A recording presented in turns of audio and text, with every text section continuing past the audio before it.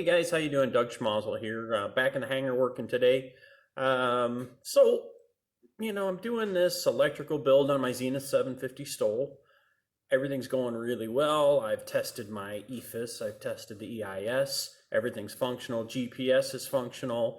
My flaperon motor's working, so I'm really happy there. I'm just to the point where I'm ready to start buttoning up the electrical inside the plane behind the instrument panel. And the last thing I have to do is I have to finish up the trim.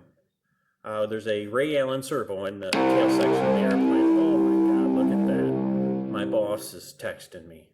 Good Lord, man, leave me alone. Let me do some work on my airplane. It's after hours. No. Anyway, seriously though, that was my boss. He's just brutal. He never lets me do anything fun. All right, so back to work. So I got the Ray Allen servo in the elevator, standard Zenith 750 stuff. So I started to test it. Everything's wired. And when I went and tested it, I had something happen. Works fine, like it's supposed to, meaning I hit the up button, the elevator trim moves like it's supposed to, hit the down button, moves like it's supposed to. Problem I have is the indicator window is not working. With the Ray Allen servo, you actually get a little indicator, just an LED display. So I started doing a little bit of research on it, and all there is a potentiometer back in the servo itself, and that's how we get the signal up. Anyhow, so what happened is, when I turn it on, I get absolutely no indicator. So I started doing a little bit of research on it, and I found, like I said, that it's just a potentiometer in there. So now, going out to that servo, there's a green wire, a blue wire, and an orange wire. So now the theory is that the orange wire is not connected. If the orange wire is not connected, you will not see any indication. So what I can do is I can disconnect all three of those leads. And if I disconnect all three of those leads, what's going to happen is the indicator is going to light up either on the top or on the bottom, but still won't move when you move the servo up and down. So I have disconnected all three wires, and I'm getting ready to do that quick little test. So let's see what we've got going into the plane. I'm just going to set this guy right there. Just pop this up. We will turn on. All right, so great, here we go. And as discussed, there's my indicator all the way down at the bottom. So what that means to me is my orange wire is not connected like it's supposed to be. So I have a break in the wire somewhere or a bad connection. So more than likely, I've got a bad connection. So when I found out I had this issue, I literally walked away from my airplane.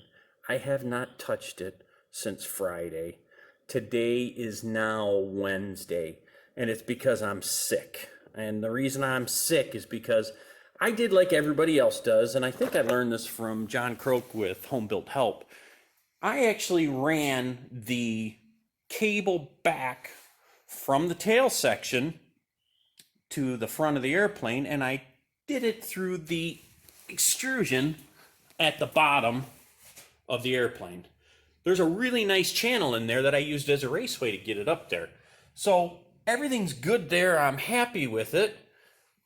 And my problem I have is, if you look back at my tail section, I have the dorsal fin on, I have the elevator's on, I've got the cotter pins in, the tail section's bolted together just like it's supposed to be. Everything's ready to go.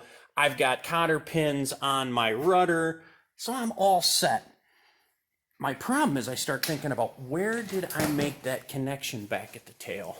Because I put a connection that allows me to take my elevator off. Well, I put it in the absolute worst place you can imagine. I put it behind the rudder. So in order for me to get in and find where that connection is, that it's bad, I have to pull my rudder off, which again just makes me sick. kind of I'll back up just a minute. What I also did is I actually ran a meter. I took a multimeter and I just rang it out, quick resistance test. I checked the blue wire, I had resistance. I checked the green wire, I had resistance, and that was all the way up from the switch all the way back to, or I should say the indicator all the way back to the servo itself. I got to the orange wire and I had nothing, of course. So now my next step is I'm going to go ahead and take the rudder off, and mistakes like this hurt. You're getting close, you know. I'm getting ready to close up this instrument panel, but you know, and I was so disgusted with myself because of this issue that like I said, I walked away from my airplane for many days. And I started thinking about and put it all in perspective. So right now I have an issue that I have to address, and I could have had to address this during my 40-hour fly-off if that thing came loose at that point. Fortunately, I didn't have it then. I will find it now. Now is definitely the time. So I will take the rudder off. And unfortunately, we're doing this social isolation right now in Michigan because of COVID. So my normal guy who helps me with this build, Mark, is not available. Anybody who's put a tail or put a rudder on one of these Zenith 750s, in order to get your fingers inside there to drop your AN3 bolts in for the hinges, it is just a pain in the butt. So the good news is I have a lovely wife. My lovely wife is going to come out here and she's going to give me a hand with this. It's going to cost me back rubs, dinner, cleaning. I'm going to have to do stuff to, you know, paint and all of that stuff, but hey, it's worth it. So I'm going to go ahead and get started on this, and then I will update where we're at. I'm going to make this like a two-part video, and what I mean by that is I'm just going to stop you now and I'll turn it back on once the work's done, and I'll show you what I've done and what I found, and then hopefully I can show you the indicator working correctly. So as we talked, I've already got the rudder put together.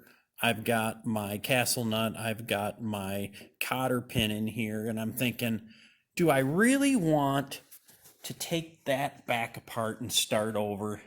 No, I don't. I don't want to do that again. I don't want to, I know it doesn't seem like much, but the problem you have is Zenith gives you so many parts.